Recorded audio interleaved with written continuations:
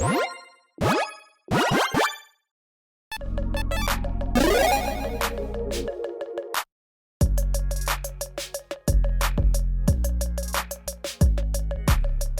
everyone, Mitch coming in for the Commander's Core Studio. Welcome to the show. Okay, so I can't wait any longer. I literally have been waiting all day for a specific card to come out, and I just keep like refreshing. And there's like a couple more spoilers that come out, but like not the one I've been waiting for to do an episode on. So you know what? I'm just calling my shot right now. I am doing it right now. This is what's going to happen. I am telling you right now, Commandy, Commander of Commands. Okay, that's definitely not going to be the name. Every move, every play, exactly as I commanded. Also not going to be the flavor text. Human Soldier, questionable, but the rest of the card, I can nearly guarantee you, it has to be this, right? A 3/1 for a single white mana at uncommon legendary creature. This has to happen because Mark Rosewater, the head designer at Wizard, said, hey, teasers, yeah, we've got a full cycle of legendary creatures at uncommon. Very cool, and they're all vanilla. Very cool, very amazing, awesome. So, we've gotten 4 of those. If you haven't paid attention to my episodes, make sure you go back and check them out, but still, I will let you know right now. Here we go. At 2 mana in red, 1 in a red, it's a 4/1. At 3 mana in black, 1 black, it is a 7/2. And please let me know in the comments below if I mess any of these up, okay? At 5 mana, oh goodness, I'm already tripping up on this right now. At 5 mana in green, it is a 9/7, right? And then at 2 mana in blue, it is a 0/8, okay? So there are a couple options here, right? We do have a double up on the 2. We don't have a 4. It could be a 4-cost white creature, yes. It could also be a double up on something else. But they have left this one to be the last one revealed, and I think it's because it's going to be the biggest one to be revealed. And with that, where can you go? Like, if you go for, okay, 4 mana, it's like, what? I mean, 7. I mean, we already have a 7, right? At 3, so it'll be like an 8/3, 8/4. Who cares? All right? They're not going to go higher than 5. It's going to be a 1. It's going to be a 1. It has to be a 1, and with it being a 1, it can't be a 2/1. We've got plenty of 2/1s out there. In fact, we got a 2/2 commander. We got a couple 2/2 commanders already at 1 mana. It's going to be a 3/1. That is what we are getting, okay, everyone? I'm calling my shot right now. It's going to be a 3/1 for 1 mana, and I'm probably, like, literally as I'm recording this right now, it's like probably getting revealed, and it's like, no, it's a 4 mana 8/4. Okay. Well, that was interesting. Wow. No, it has got to be a 3/1 for a single white mana. That is going to be it, and we're going to get a Voltron 1 mana commander at 3 power, just going out there and swinging right away, getting double strike effects and other kinds of pump effects. And that's what's going to happen, okay? Because it has to happen. We are finally getting 3 power at 1 mana. And yeah, I know there's like other, like, you know, oh, technically like a 4 power or whatever that one devil is that comes into play, Vexing Devil, and like it can be sacrificed, or if someone else takes 4 damage. Yeah, I mean, I know we've got like 1 mana creatures that technically have more than 3 power. But, like, also, we really don't have any that have absolutely no downside or nothing that are like, oh, yeah, just say 3 power creature for 1. Cool. Here's this. It's happening. Commandy, Commander of Commands. Every move, every play, exactly as I commanded. Definitely going to happen. Okay, now on to actual spoilers and not just a hypothetical spoiler, which I definitely think is going to happen. It's got to happen. Come on, Commandy. Come on. Okay, here we go. Cole Hart Gear Hulk. This is not a custom card that I made. Okay, the last one obviously was. This is not custom. This is an actual card from Aether Drift. The other one's got to happen, though, right? Come on, Commandy. Anyways, 5/4 Construct with Menace and Death Touch for 5 mana in Rakdos. When this creature enters, put target creature card mana value 4 or less from a graveyard, not just your own, a graveyard, on the battlefield under control a finality counter on it. Gains Menace, Death Touch, and Haste. Exile at the beginning of next end step, or your next end step, I should say. So this is a very interesting one where, yeah, 5/4 Menace, Death Touch, that's quite nice, because if an opponent is going to block it, they have got to lose basically 2 creatures to do so. And then also on ETB, bringing something else back, which, again, if an opponent's going to block it, they've got to lose 2 creatures to do so, and it can be any creature from any graveyard that is mana value 4 or less, not just your own graveyard. So that is a big thing. That being said, kind of hard to use and abuse that because, again, it's got the finality counter on it, and also you have to exile at the beginning of your next end step. That being said, if you say maybe have a blink effect and you can utilize this ETB on someone else's turn, you do get to keep that creature for more than just one turn. Because again, speaking of your next end step, not the next end step, so do keep that in mind. It's a solid Gear Hulk. Now, is it like the Azorius Gear Hulk, which you haven't seen that one? Gross. That thing's disgusting. No, it's still pretty good. Reanimation strategies can definitely consider it, of course, as well as like some aggressive strategies too, maybe some mill strategies, you know, if you can get like creatures in the graveyards, or just like edict effect strategies as well. And maybe a blink strategy could consider it if, you know, you can use and abuse things out of opponents' graveyards as well. Moving on, we've got Alacrian Armory.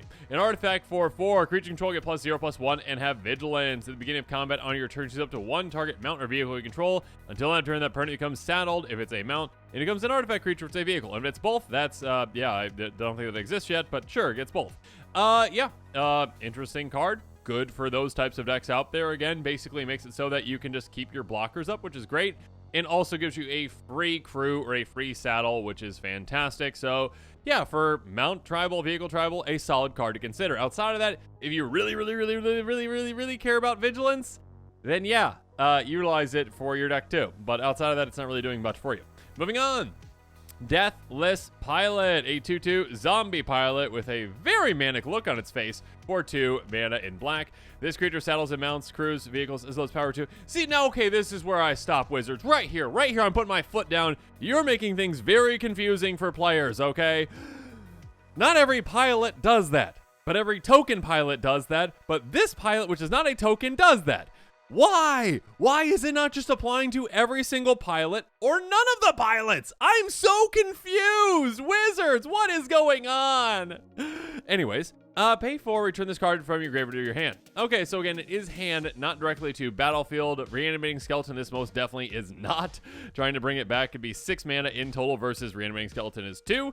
Yeah, I mean, probably more of a limited card. I guess you could consider it like for, again, mount or vehicle tribal in a way, because you could be like, oh, okay, cool, I've got like a perpetual way to crew at least to 4 for some things, obviously, right? Moving on, we've got Grim Bauble. Wayfarer Bauble, you are not. Artifact for a single black mana. When this artifact enters target creature and opponent controls, it gets -2/-2 until end of turn. Pay 3 mana in total and tap. Sacrifice artifact, surveil 2.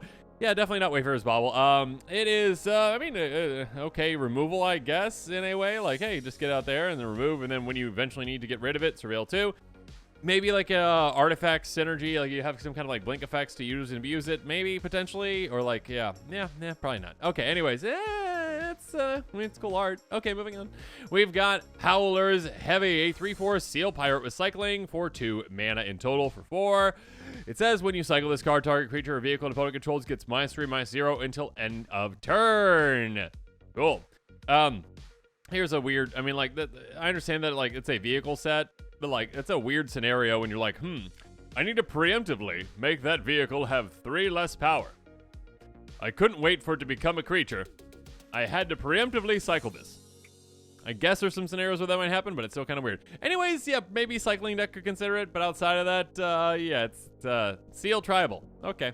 Next up, Kickoff Celebrations, an enchantment for 2 mana in red. Start your engines. When this enchantment enters, you may discard a card. If you do, draw 2 cards. There are so many different types of effects like that. Again, the, like, get rid of 1, draw 2, rummage, like, slightly to gain extra card advantage, which is nice.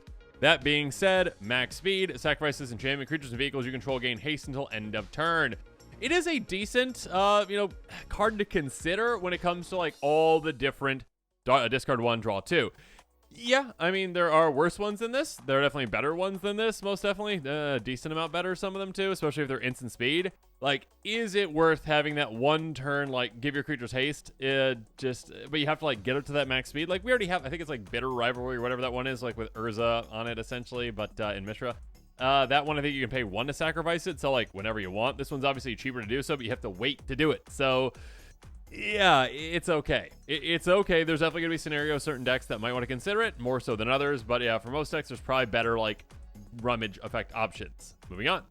We've got Light Wheel Enhancements, an aura for a single white mana, enchant creature or vehicle. Start your engines. Gets ++1, it has vigilance, max speed. You may cast this card from your graveyard. That's kind of fun, being able to bring it back again and again and again. So kind of with that, actually, I can see this seeing play in Enchantress builds because, I mean, not every Enchantress build, but yeah, hear me out, okay?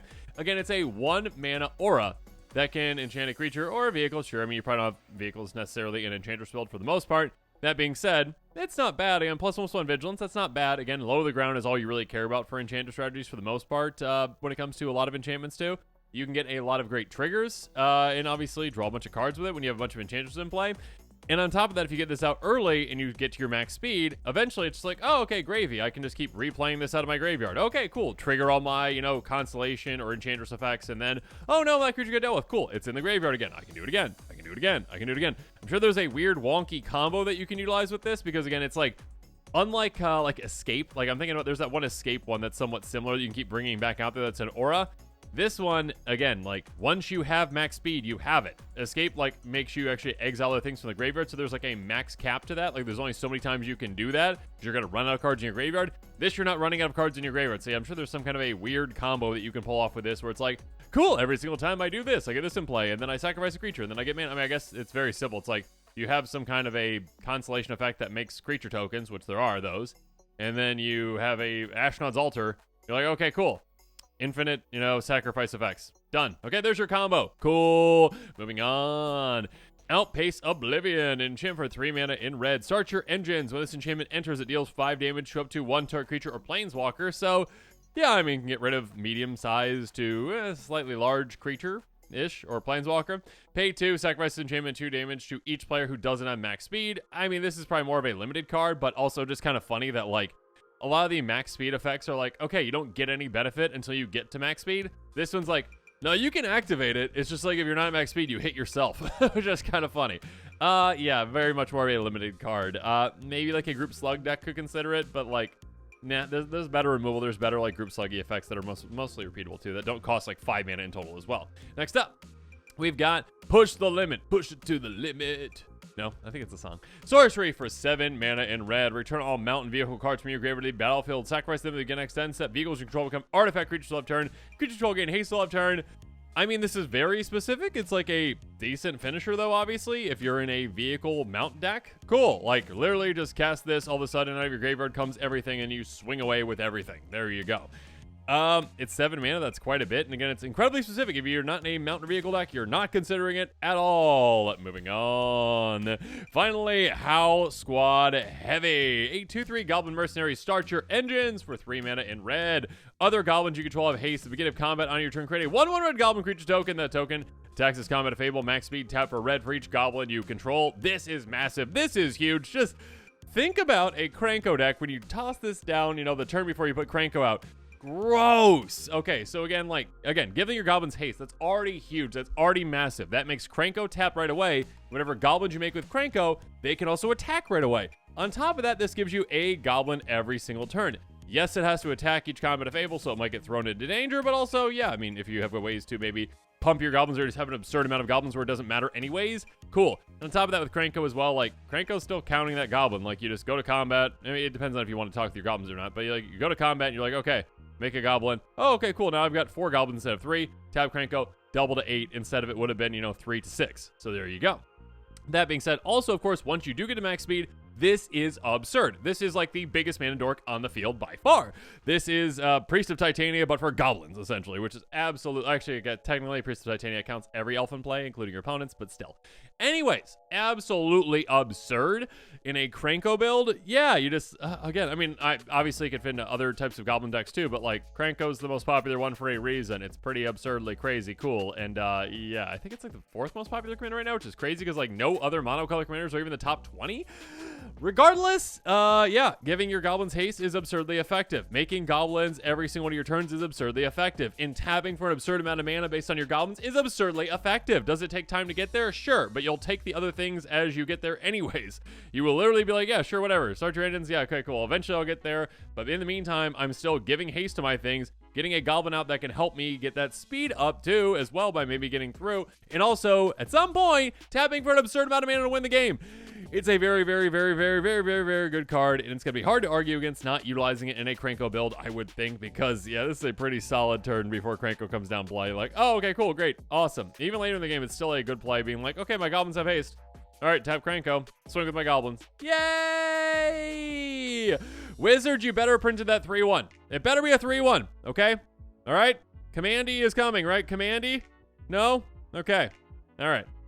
And with that, this episode is coming to a close. Make sure you comment below with your thoughts on this one. And of course, as always, thanks again and have a good one.